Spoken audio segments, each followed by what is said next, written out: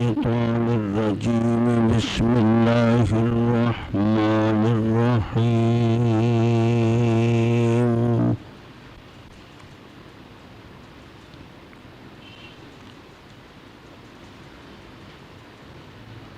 ولله غيب السماوات والأرض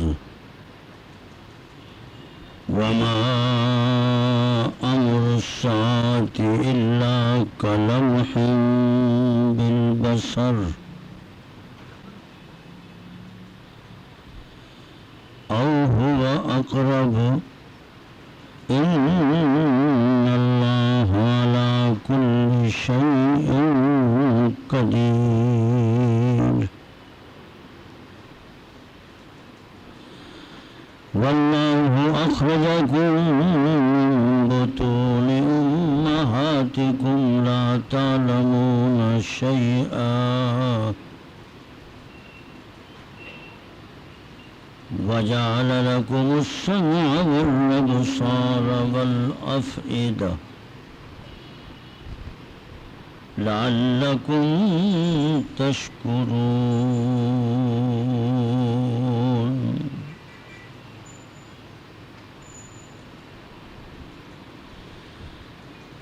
اللہ ہی کے پاس ہے آسمانوں اور زمین کا چھپا ہوا علم،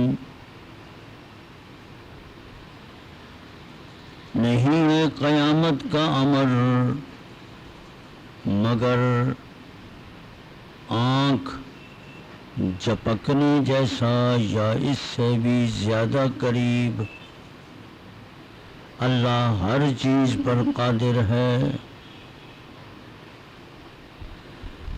اللہ نے پیدا کیا تم کو تمہاری ماں کے پیٹ سے، تم کچھ نہ جانتے تھے۔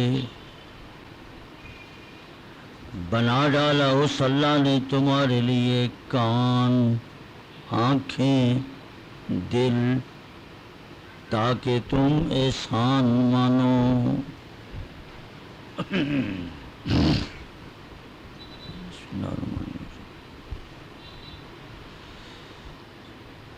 قرآن مقدس مسلسل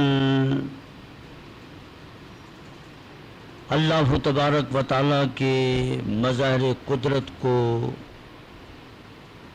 اللہ کریم کی توحید، خدا کی وحدانیت، اللہ کا یکتا ہونا، اس اللہ تبارک و تعالیٰ کا وحدہ لا شریک ہونا، مختلف اسلوب میں، مختلف انداز میں، عقلی نقلی دلائل، مثالوں کے ذریعے سے، امثال کے ذریعے سے قرآن عزیز مسلسل تعلیم دیتا چلا رہا ہے۔ اس وقت بھی جو آیات مقدسہ تلاوت ہو چکی ہے، اللہ تبارک و تعالیٰ کی صفات کا ہی ذکر ہے کہ آسمانوں میں اور زمینوں کے اندر چھپی ہوئی چیز کا علم صرف اللہ کے پاس ہے۔ اللہ تبارک و تعالیٰ کے سامنے تو سب چیزیں حاضر ہیں۔ خداوند قدوس کے اعتبار سے اللہ سے کوئی چیز مخفی چھپی ہوئی نہیں ہے۔ قرآن عزیز یہ جو تقسیم کرتا ہے غیب السماوات والارض یا عالم الغیب والشہادہ، یہ ہمارے اعتبار سے ہے، ہمارے اعتبار سے، مخاطبین سامعین کے اعتبار سے کچھ چیزیں ان کے سامنے ہوتی ہیں، کچھ چیزیں ان سے مخفی ہوتی ہیں۔ قرآن عزیز نے اس حقیقت کا تذکرہ فرما دیا کہ تمہارے اعتبار سے چھپی ہوئی چیز کا علم یا ظاہری چیز کا علم یہ صرف اللہ کے پاس ہے۔ ہر چیز اللہ کے سامنے موجود ہے، اللہ سے کوئی چیز چھپی ہوئی نہیں ہے۔ آج ہونے والی ہے، کل ہونے والی ہے، قیامت تک ہونے والی ہے، اس کی اللہ کے ہاں ایک ترتیب ہے، اسی ترتیب اور نظم کے مطابق اس چیز کا وقوع ہوتا رہے گا. اس لیے یقین جانو کہ چھپی ہوئی چیزوں کا علم صرف اور صرف اللہ کے پاس ہے. علم غیب اللہ نے اپنے پاس رکھا ہے. جتنا بھی انبیاء علیہ الصلوۃ والسلام کو علم دیا گیا وہ اطلاع علی الغیب ہے، اظہار علی الغیب ہے. اپنے غیب پر وحی کے ذریعے سے، جبریل امین کے ذریعے سے اطلاع دی گئی ہے، ورنہ ہر چیز اللہ کے پاس موجود ہے. رہا قیامت کا مسئلہ، خود قرآن عزیز ارشاد فرماتا ہے 5 چیزوں کا علم، ان میں سے قیامت بھی ہے. قیامت کا علم صرف اور صرف اللہ کے پاس ہے. اللہ تبارک و تعالیٰ نے قیامت کا علم کسی پیغمبر کو، کسی نبی کو، حتیٰ کہ حضور پاک صلی اللہ علیہ وسلم کو بھی اللہ نے عطا نہیں فرمایا، صرف اللہ کے پاس ہے. اور قرآن عزیز نے اس مقام پر ذکر فرمایا جب قیامت آئے گی تو قیامت کا آنا ایسے ہوگا جیسے آنکھ چپکنا. آنکھ چپکنے میں بھی کچھ دیر لگتی ہے. فرمایا او ہوا اقرب، اس سے بھی زیادہ قریب اس اللہ کے لیے کوئی مشکل نہیں. اذا اراد اللہ شیئا فیقول له کن فیکون. جب اللہ کسی چیز کا ارادہ کرتا ہے تو صرف 2 کلمے، دیکھو ایک کاف اور ایک نون. کاف اور نون کی ادائیگی میں اور آپ کرے اس میں پھر دیر لگتی ہے. اللہ کریم کے ہاں تو اتنی دیر بھی نہیں، ہر چیز ہو جاتی ہے. فرمایا اللہ کریم قیامت کو قائم فرمائے گا. قیامت برحق ہے، اس لیے چھپی ہوئی چیز کا علم اللہ کے پاس ہے، قیامت کا علم بھی اللہ کے پاس ہے.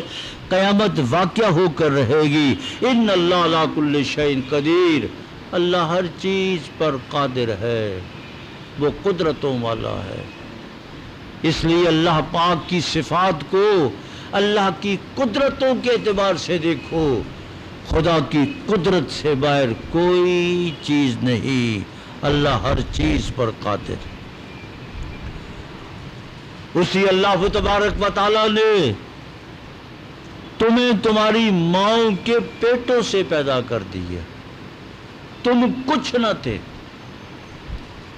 نیست و نابود تھے، لیکن اس اللہ تبارک و تعالیٰ نے پانی پر نقاشی کرتے ہوئے اس جرثومے کو اپنے مرکز تک پہنچا کر اس جرثومے پہ خدا بند قدوس نے صنعت سازی فرمائی اور مسلسل 9 مہینے تک ایک انسانی ڈھانچہ، اس کی پوری مشینری، اس کے ناخن، اس کی آنکھیں، اس کا دماغ، شریانے، بال، اس کی اپنی سوچ، سب کچھ اللہ نے اس کو عطا کیا. اور اس فکر پہ غور فرمائیے، لا تعلمون شیئا. جب تم ماں کے پیٹ سے دنیا پر آئے کچھ نہ جانتے تھے، کسی چیز کا علم تمہیں نہ تھا. اگر اس وقت کوئی ایسی یونیورسٹی، کوئی ایسا مدرسہ، کوئی ایسا سکول کہ اس چھوٹے سے معصوم بچے کو کوئی چیز سکھانا چاہے تو کوئی شخص سکھا نہیں سکتا. فطرتی طور پر دنیا پر آنے والے بچے کو اللہ تبارک و تعالیٰ نے یہ فطرتی تعلیم دی ہے، پیدائشی، جبلی، کہ ماں کی چھاتی پر اپنا منہ رکھ کر اپنے ہونٹوں کو دباؤ. یہ فطرتی تعلیم ہے. اگر کوئی شخص یہ تعلیم دینا چاہے تو تعلیم نہیں دے سکتا. ایک بھیڑ کا بچہ، بکری کا بچہ، ایک بھینس اور گائے کا بچہ، اونٹنی کا پیدا ہوتا ہے، لیکن وہ پیدا ہوتے ہی تھوڑی دیر کے بعد ہی وہ چلنا شروع کر دیتا ہے، دوڑتا ہے، گرتا ہے. لیکن انسان کے بچے کا اندازہ لگائیں، انسان کا بچہ کتنا کمزور ہے، یہ ہل نہیں سکتا. لیکن اللہ تبارک و تعالی نے اس کی محبت اس کے ماں باپ کے دل میں ڈال دی. وَأَلْقَيْتُ عَلَيْكَ مَحَبَّةً مِّنِّي وَلِتُصْنَعَ عَلَىٰ عَيْنِي. یہ اللہ کریم نے محبت ڈالی ہے، اور اس بچے کو فطرتی طور پر اللہ کریم نے رونا سکھا دیا. اپنی بھوک، پیاس، گرمی، سردی، تکلیف، درد وہ رو کر بتاتا ہے. جب وہ روتا ہے سارے گھر والے خصوصاً اس کی ماں اس کی طرف متوجہ ہو جاتی ہے. تو قرآن عزیز ارشاد فرماتا ہے کہ دیکھو تم کو تمہاری ماؤں سے اللہ نے پیدا فرمایا، تم کچھ نہ جانتے تھے، کوئی تمہارے پاس علم نہ تھا. فطرتی تعلیم اللہ نے بچے کو دی، اس کو دودھ پلانا سکھا دیا، اس کو رونا سکھا دیا. وہ رونے کے ذریعے سے ہر چیز سے آگاہ کرتا ہے. یہ فطرتی تعلیم ہے. اس سے معلوم ہوا کہ ماں کے پیٹ سے کوئی شخص سیکھ کر نہیں آتا. جو کچھ سیکھتا ہے وہ دنیا پر آنے کے بعد ہی سیکھتا. اس لیے جب سیکھنا ہے، ہر بچے نے سیکھنا ہے، تو قرآن عزیز فرماتا ہے وَجَعَلَ لَكُمُ السَّمْعَ. ہم نے سکھانے کے لیے اس بچے کو کان دے دیے. سب سے پہلے قرآن عزیز کان کا ذکر کر رہا ہے. سب سے زیادہ علم ہر شخص کے پاس وہ کان کے ذریعے سے آتا ہے. سب سے زیادہ علم سنتے ہیں آپ.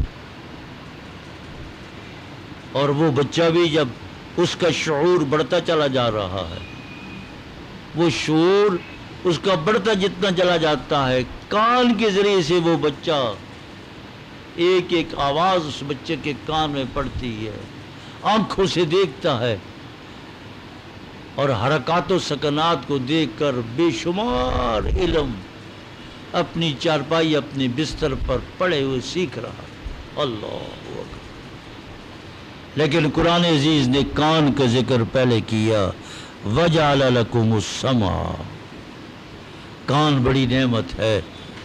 اس بہرے سے پوچھو جس کے لیے پوری دنیا ہی گپ ہے، پتہ ہی نہیں کیا آواز آ رہی ہے. جب کان بہرے ہوں گے تو زبان، کان تو زبان کا آپس میں تعلق ہے. اس لیے جو گونگا ہے وہ بہرا پہلے ہے. اللہ نے کان عطا فرمائے اور کان کے ذریعے سے علم آ رہا ہے، وہ سیکھ رہا ہے. والابصار. پھر آنکھوں کا ذکر کیا. اس سے معلوم ہوا کہ دوسرا نمبر حصول علم کا واسطہ، علم کا ذریعہ وہ آنکھ بھی ہے. دیکھ کر بھی آدمی بہت کچھ سیکھتا ہے. معاشرے میں، سفر میں، حضر میں، دن میں دیکھ دیکھ کر بہت کچھ سیکھا. والافئدہ. افئدہ کے معنی دل. سائنسدان تو کہتے ہیں کہ فہم تے سوچ کا مادہ خدا نے دماغ میں رکھا ہے، لیکن قرآن عزیز نے یہاں پر والافئدہ کا ذکر کیا ہے. سوچ فکر وہ دل میں ہے. دل بھی اعضائے رئیسہ میں سے ہے، دل کا دماغ کا آپس میں تعلق اور جوڑ ہوتا ہے اور پھر فام پیدا ہوتا ہے. اس لیے فرمایا کہ خدا نے تمہیں کان بھی دیے، آنکھیں بھی دیں، دل بھی دیا. آنکھوں، دل اور کانوں کے ذریعے سے اور آنکھوں کے ذریعے سے تم نے بے شمار علم حاصل کیا. لعلکم تشکرون. اب بھی تم خدا کا احسان نہیں مانتے؟ اب بھی تم اس اللہ کو اپنا معبود نہیں مانتے کہ میرا معبود وہی اللہ ہے، میرا مسجود وہی اللہ ہے. ایاک نعبد و ایاک نستعین. تیری ہی ہم عبادت کرتے ہیں، تجھی ہی سے مدد چاہتے ہیں. اللہ کے علاوہ اور کوئی معبود مسجود نہیں ہے. جس اللہ نے تجھے یہ کان دیے، آنکھیں دی، دل دیا، دماغ دیا، تمہارا معبود بھی وہی اللہ ہے. اس اللہ کا حق عبادت اس اللہ کو دو.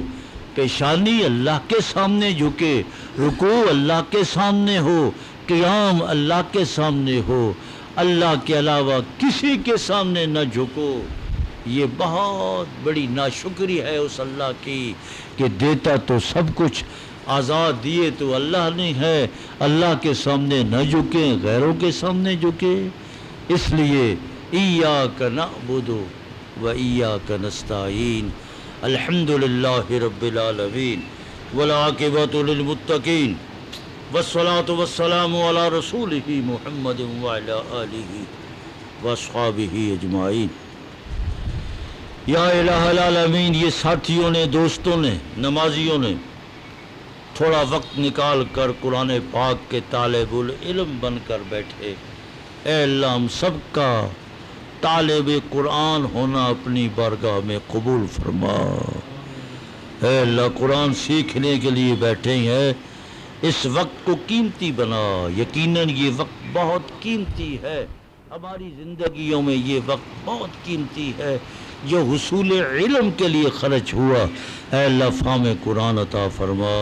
قرآن کے علوم سے ہمارے سینوں کو، ہمارے دل دماغ کو منور فرما، خیر عطا فرما، ہماری زندگی کو آسان فرما. اللہم اجعل آخرت عمرنا خیر من الاولی. اللہم اجعل آخرت عمرنا خیر من الاولی. اللہم اجعل آخرت عمرنا خیر من الاولی. ربنا تقبل منا انک انت السمیع العلیم وتب علینا انک انت التواب الرحیم. وصلی اللہ تعالی علی خیر خلقہ محمد وعلیہ